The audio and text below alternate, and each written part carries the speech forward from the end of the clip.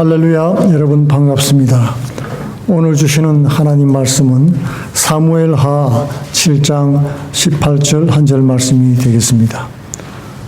구약성경 사무엘하 7장 18절 한 절 말씀입니다. 우리 다 같이 읽어보도록 하겠습니다. 앞에 나와 있는 거 함께 읽겠습니다. 다윗 왕이 여호와 앞에 들어가 앉아서 가로되 주 여호와여, 나는 누구오며 내 집은 무엇이간데 나로 이에 이르게 하셨나이까.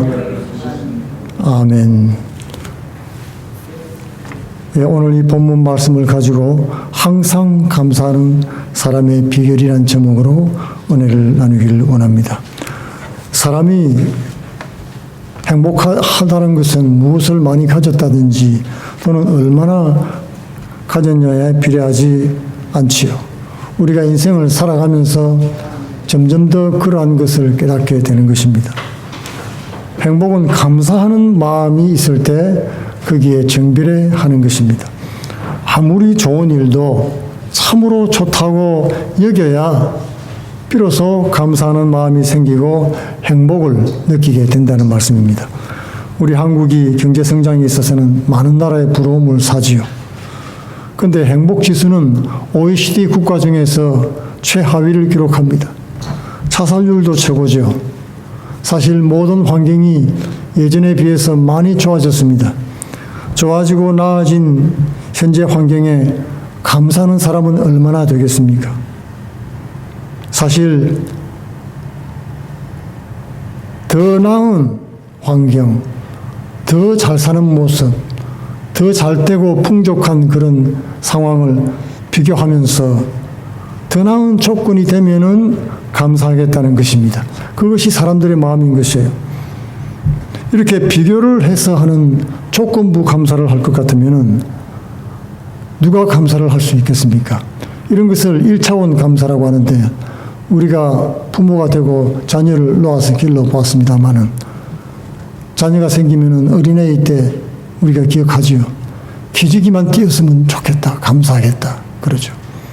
다른 것 아무것도 바라지 않는다, 그냥 공부만 좀 잘해주면은 감사하겠다, 그렇죠. 자라기 시작하면은 이제는 좋은 직장 얻고 자리 잡게 되면은 그냥 더할 나위 없다, 너무 감사하겠다.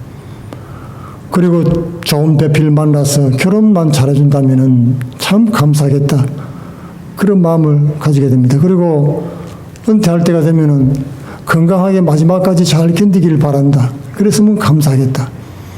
은퇴하고 나서 먹고 살만하게 부족함이 없도록 연금이 나왔으면 너무나 감사하겠다. 이렇게 감사 조건을 따라서 감사를 하는 사람은 결코 감사할 방법을 배울 수가 없는 것입니다. 늘 비교하면서 잘 되면 교만하게 되고 뜻대로 되지 않으면 좌절해버리고 마는 것입니다. 근데 반면에 굉장히 어려운 환경에 살면서 정말 우리가 보기에 그런 형편없는 처지에 놓여 있는 사람들이 많이 있죠. 아프리카나 남아메리카 인디언들이나, 그죠?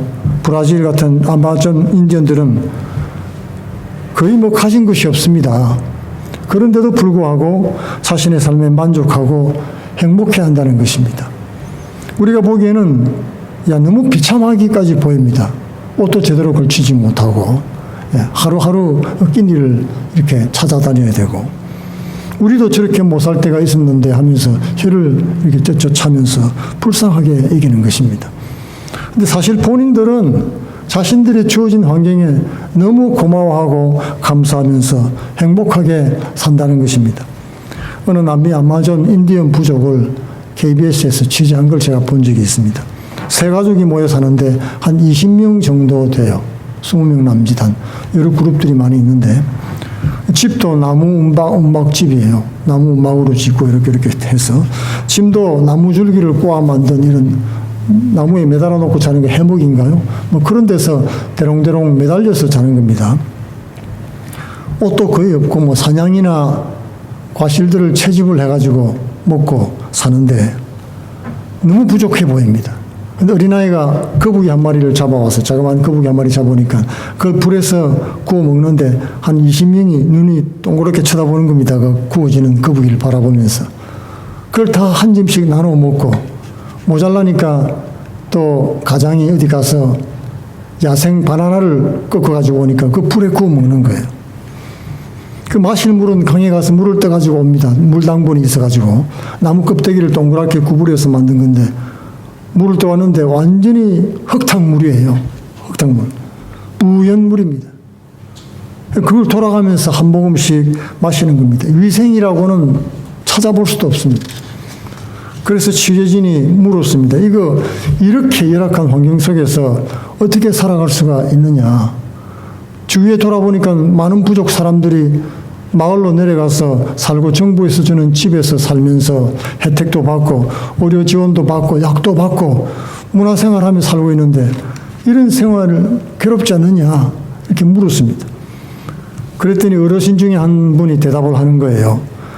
사람들이 마을로 내려간 후에 맑은 물 마시고 나아진 환경 속에서 살게 됐습니다.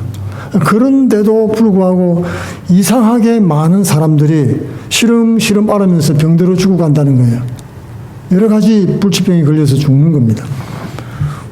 그리고는 문명화된다는 것이 결코 우리에게 좋은 것만은 아니라는 것을 깨달았다는 거죠. 여기에 있는 사람들은 이전에 다 문명생활을 경험해 본 사람들입니다.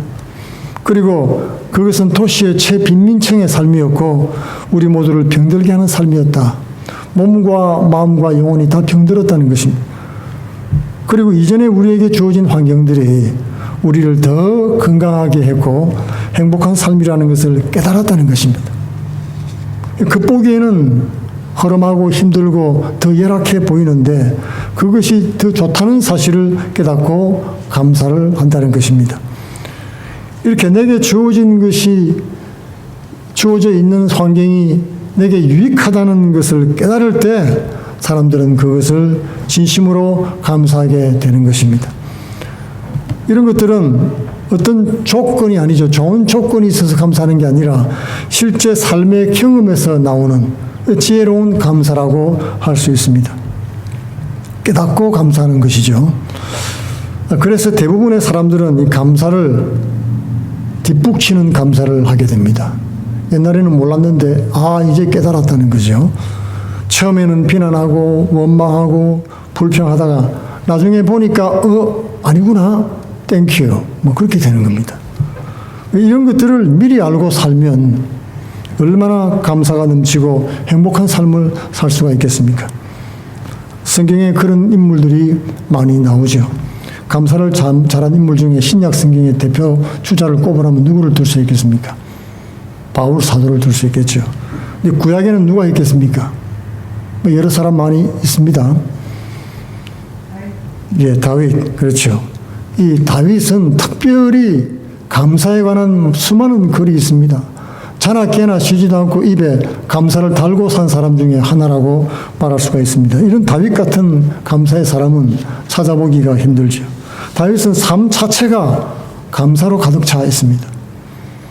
다윗의 감사는 전천후 감사라고 우리가 말할 수가 있습니다. 눈이 오나 비가 오나 맑으나 흐리나 추우나 더우나 사나 죽으나 성하든지 쇠하든지 어떤 상황에서도 변함없이 감사가 넘친 것입니다. 얼마나 하나님 마음에 들었으면 이는 내 마음에 합한 사람이라고 말을 했겠습니까? 도대체 어떤 안목을 가지고 살면 다윗처럼 모든 상황 속에서 감사를 할 수가 있겠습니까? 우리 대부분 사람들은 다윗 하면은 뭐라고 생각합니까? 성공한 사람, 그죠?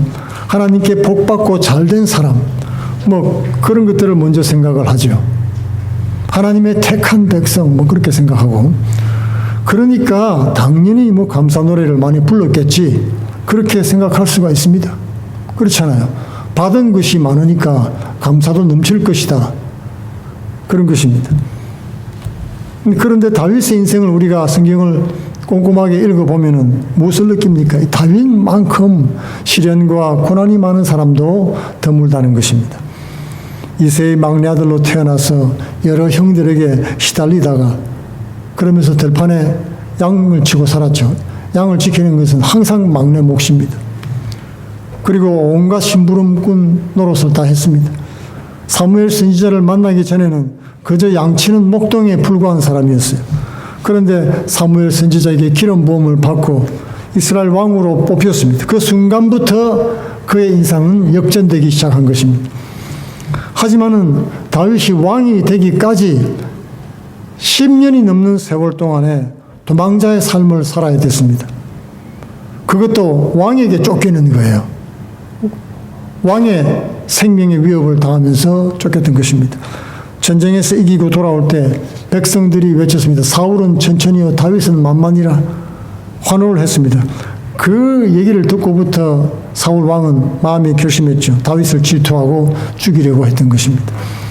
몇 번이나 죽을 위기를 모면하고 아둘람 동굴과 황무지 숲을 헤매면서 결국 이웃나라까지 피신을 하게 됐습니다.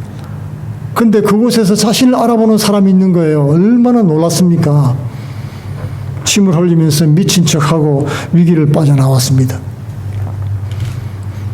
자신의 삶이 죽음과 한 걸음 사이밖에 없다고 고백을 했던 것입니다. 하루하루 살아가는 것이 하루살이 같았습니다. 숱한 역경을 다 겪고 결국 왕이 됐죠. 왕이 된 후에도 사건 사고가 많았습니다. 아들 압살롬의 반역으로 늙음하게 또 쫓겨다니는 신세가 됐습니다. 많은 신하들이 배반했지요. 친구들도 돌아섰습니다. 그런 역경 고난 속에서도 다윗은 하나님께 기도와 감사를 드리면서 하나님을 의지했던 것입니다.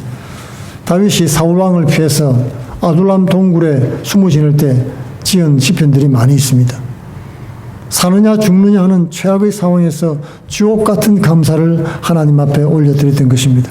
시편 136편 1절에는 여호와께 감사하라. 그는 선하시며 그 인자하심이 영원함이로다. 시편 136편 24절로 우리를 우리 대적에게서 건지신 이에게 감사하라. 그 인자하심이 영원함이로다. 시편 100편 4절에는 감사함으로 그 문에 들어가며 찬송함으로 그 궁정에 들어가서 그에게 감사하며 그 이름을 송축할지어다. 시편 105편 1절에는 여호와께 감사하며 그 이름을 불러 아뢰며 그 행사를 만민 중에 알게 할지어다. 시편 57편 9절에는 주여 내가 만민 중에 주께 감사하며 열방 중에서 주를 찬송하리이다. 여러분, 다윗이 사냥꾼이 짐승에 몰고 사냥하듯이 그런 쫓고 쫓기는 상황에서 드린 감사신 것입니다. 여러분 믿어집니까? 그 내용을 볼 때 풍성한 은혜를 하나님께 받고 평강 가운데서 누리면서 드리는 그런 시편 같지 않습니까? 하나님께서 다윗을 내 마음에 합한 자라고 인정하실 만한 것입니다. 그는 극한 고통과 그러한 생명의 위협을 느끼는 그런 순간에도 하나님을 높이고 경배하고 인정하는 고백의 시를 찬양을 드렸던 것입니다. 이런 상황 속에서 하나님께서 기뻐하시는 전천후 감사를 드릴 수 있는 비결이 무엇이었겠습니까? 도대체 어떤 마음 상태가 됐길래 그의 전 인생이 이렇게 감사로 넘칠 수가 있는 것입니까? 이런 감사를 드릴 수만 있다면 하나님의 마음에 들어서 있는 복 없는 복은 다윗처럼 다 받을 텐데 말입니다. 그렇지 않습니까? 그 비밀이 오늘 본문 말씀과 시편 말씀 속에 녹아 있는 것입니다. 사무엘하 7장 18절 오늘 본문 말씀은 다윗 왕이 여호와 앞에 들어가 앉아서 가로되 주 여호와여 나는 누구오며 내 집은 무엇이간데 나로 이에 이르게 하셨나이까. 이 말씀 이후로 쭉 기도가 계속됩니다. 하나님 앞에. 그 내용 구구절절이 하나님이 어떻게 나를 축복하시고 어떻게 나 같은 인간을 이렇게 귀하게 여기셔서 왕으로 만드셨는가에 대해서 고백이 나오는 것입니다. 시편 116편 16절에는 여호와여 나는 진실로 주의 종이요 주의 여종의 아들 곧 주의 종이라. 주께서 나의 결박을 푸셨나이다. 다윗은 하나님은 나의 주인이시라고 고백하고 자신은 하나님께서 불러주신 종이라고 고백을 했던 것입니다. 종이라고 생각을 했어요. 그래서 어떤 최악의 상황 속에서도 낮아진 종의 마음을 품고 살았던 것입니다. 그리고 모든 일의 주인 되신 하나님께 감사를 드렸습니다. 다윗은 하나님의 종으로 자신의 삶을 하나님께 내드렸죠. 그가 왕이 된 후에도 성전에 들어가 기도할 때 자신이 비천한 집안의 일개 목동 그리고 하나님의 종으로 부름받았다는 사실을 깨닫고 고백했던 것입니다.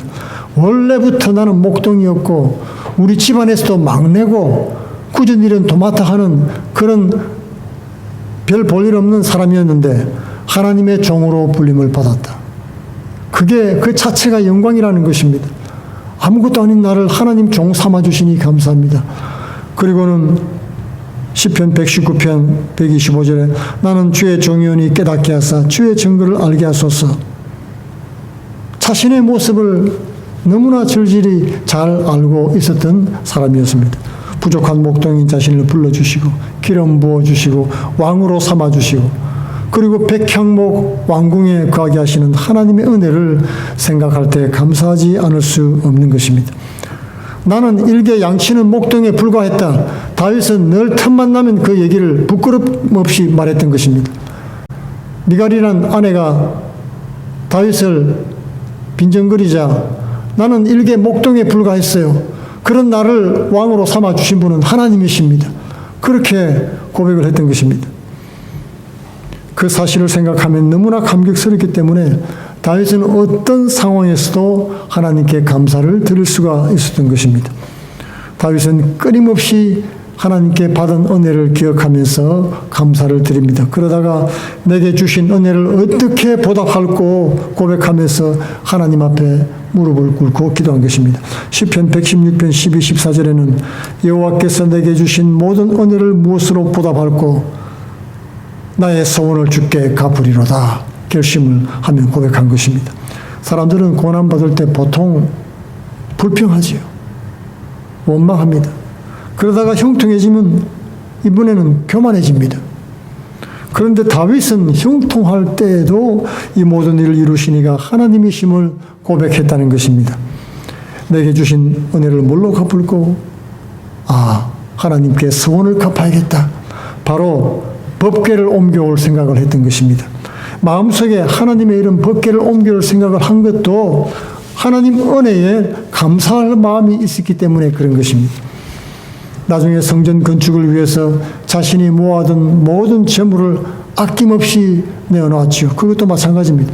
다윗이 왕이 되었을 때 그때만 해도 하나님 법궤는 저 멀리 시골 구석에 처박혀 있었습니다.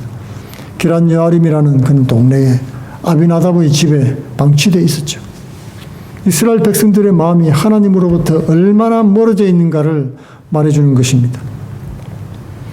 법궤를 모셔오는 것은 하나님 임재 가운데 하나님과 함께 하나님의 그런 지키심과 보호하심 아래 살기를 원하는 다윗의 그런 믿음의 열정이었던 것입니다. 다윗이 법궤를 예루살렘으로 옮겨올 때 어린아이처럼 뛰면서 기뻐했습니다. 왕의 체면도 불구하고 덩실덩실 춤을 추었던 것입니다. 법궤가 들어오는 것을 보고 정신없이 기뻐서 춤을 추다가 바지춤이 흘러내리는 것도 몰랐습니다. 왕복도 다 벗어 던지고 평민들이 입는 베옷을 입고 베옷 에봇을 입고 춤을 췄던 것입니다. 이것이 하나님 앞에서의 다윗의 마음 자세였습니다. 하나님 앞에 설 때는 어린아이처럼 순진하게 천진난만하게 행동을 하고 일개 백성들하고 똑같이 자신을 낮추었던 것입니다. 자신의 신분도 내려놓고 어린아이가 되고 자신이 하나님의 종인 것을 절실히 깨닫고 하나님만 기뻐하고 감사했던 것입니다. 이런 마음이 다윗이 평생 하나님께 전천후 감사를 드릴 수 있는 비결이었다는 것입니다. 자신을 종이라고 생각하고 한없이 낮아진 그런 사람에게는 여러분 감사할 못할 일이 없지요. 하물며 나를 위해서 생명 주신 주님을 위해서 감사하지 못할 일이 무엇이 있겠습니까? 다윗은 감사의 기준을 왕에서 종의 신분으로 끌어내렸던 것입니다. 종이 기준입니다. 그러니 주인 되신 주님께 감사하고 또 감사할 밖에 없는 것입니다. 그렇게 그는 무한대로 감사하는 사람이 되었습니다. 다윗 왕과 마찬가지입니다. 우리 오늘 성도들도 죄의 종되었던 우리를 예수 그리스도의 십자가 피로 의의 종이 되게 해 주셨지요. 그리고 왕 같은 제사장으로 삼아 주셨습니다. 그리고 이 땅에서 천국 영생을 상속을 해 주셨습니다. 그리고 상급 있는 인생을 살도록 해 주신 것입니다. 우리가 그것을 기억하고 생각한다면 이제 우리도 범사에 감사할 수 있게 되는 것입니다. 큰 고난과 시련을 이겨낸 사람일수록 웬만한 일에는 낙심하지 않습니다. 그리고 무슨 일이든 감사하고 작은 일에도 하나님 앞에 감사를 하게 되는 것입니다. 감사도 하나의 안목이라고 말할 수 있습니다. 하나님께서 일하시는 손과 발이 눈에 보이는 사람은 언제든지 감사를 드릴 수가 있게 되는 것입니다. 올 가을에는 하나님에 대한 믿음의 안목이 넓어지시기 바랍니다. 우리 삶 속에 감사의 물꼬가 활짝 튀고 하나님께 인정받는 감사의 사람이 되시기를 축원합니다. 기도하겠습니다. 고마우신 아버지 하나님, 연약하고 부족한 저희를 사랑하셔서 은혜 베풀어 주시니 감사합니다. 비록 잠시 잠깐 고난과 어려움과 환난 가운데 있으나 이 모든 것을 통하여서 합력해서 선을 이루어 주시며 더 선하고 좋은 결과를 하나님께서 예비하신 줄로 믿습니다. 하나님께서 일하실 손을 바라보면서 믿음으로 고백하는 주의 성도들의 고백을 들으시고 믿음대로 되며 고백대로 되는 역사가 일어나게 하여 주옵소서.